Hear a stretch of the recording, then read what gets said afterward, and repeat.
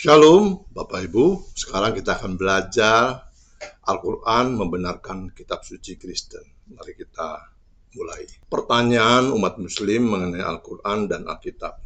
Banyak Muslim percaya bahwa Al-Quran adalah firman Allah yang murni, sementara Al-Quran diklaim menolak Alkitab. Hal ini menimbulkan pertanyaan, bagaimana kita dapat mempercayai Alkitab jika Al-Quran menolaknya? Ada catatan penting.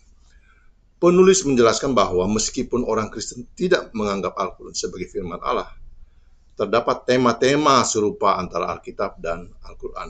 Sikap Muhammad dan Muslim awal terhadap Alkitab. Muhammad dan Muslim awal tidak mengajarkan bahwa Alkitab telah diubah atau dirusak. Sebaliknya, Al-Quran seringkali mengkonfirmasi integritas Alkitab. Al-Quran menghormati Alkitab, termasuk Taurat dan Injil, dan mendorong umat Yahudi dan Kristen untuk mengikuti kitab-kitab mereka. Ayat-ayat Al-Quran yang mengkonfirmasi Alkitab. Banyak ayat dalam Al-Quran mendukung keaslian Alkitab tanpa menyebutkan adanya perubahan. Contoh, di Al-Quran 5 ayat 46-48, di sana dikatakan mengakui bahwa Injil dan Taurat adalah wahyu Allah yang harus diikuti. Al-Quran 3 ayat 3 mengkonfirmasi Taurat dan Injil sebagai wahyu sebelumnya. Dan Al-Quran 10 ayat 37 menyatakan bahwa Al-Quran adalah konfirmasi dari kitab-kitab sebelumnya. Beberapa ulama Muslim awal dan ex-Muslim yang mendalami Al-Quran merasa terganggu dengan pengakuan Al-Quran terhadap Alkitab. Sir William Muir mengidentifikasi ada 131 ayat Al-Quran yang mengkonfirmasi Alkitab tanpa menantang keasliannya. John Gilchrist menyatakan bahwa Al-Quran memberikan perhatian besar pada kitab-kitab Yahudi dan Kristen. Sikap Al-Quran terhadap umat Yahudi dan Kristen. Al-Quran menyebut umat Yahudi dan Kristen sebagai pembaca kitab suci mereka, dan Allah akan menghakimi mereka berdasarkan kitab tersebut.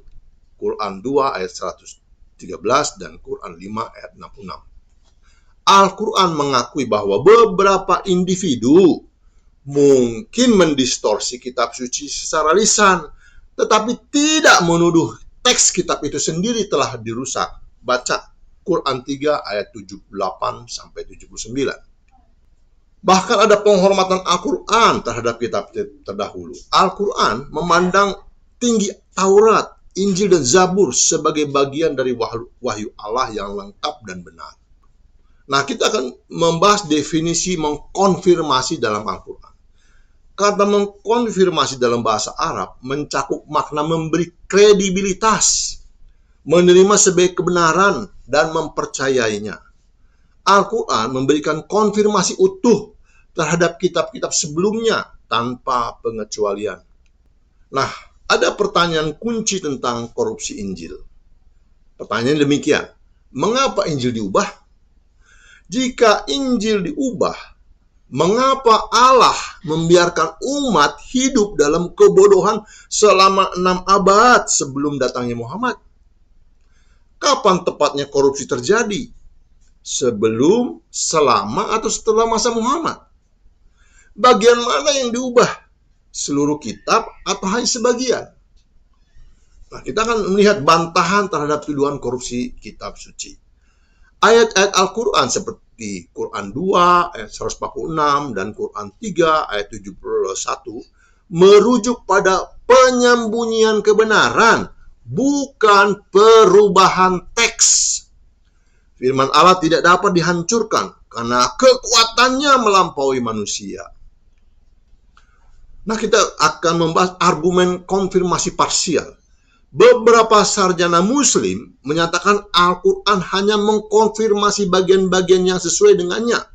Tetapi bukti historis menunjukkan kitab yang dikonfirmasi identik dengan Alkitab saat ini. Nah, ada bantahan akademis terhadap tuduhan korupsi. Manuskrip Alkitab yang lebih tua dari era Muhammad menunjukkan konsistensi doktrin utama. Versi dalam bahasa Latin, Suryani, bahasa Koptik, dan bahasa Armenia dari sebelum masa Muhammad juga konsisten dengan Alkitab saat ini. Jadi kesimpulannya tentang integritas kitab suci, Al-Quran dan Muhammad berulang kali mengkonfirmasi integritas kitab-kitab sebelumnya tanpa menyebutkan adanya korupsi. Tuduhan korupsi parsial atau total tidak memiliki dasar kuat dalam bukti tekstual maupun historis. Salam.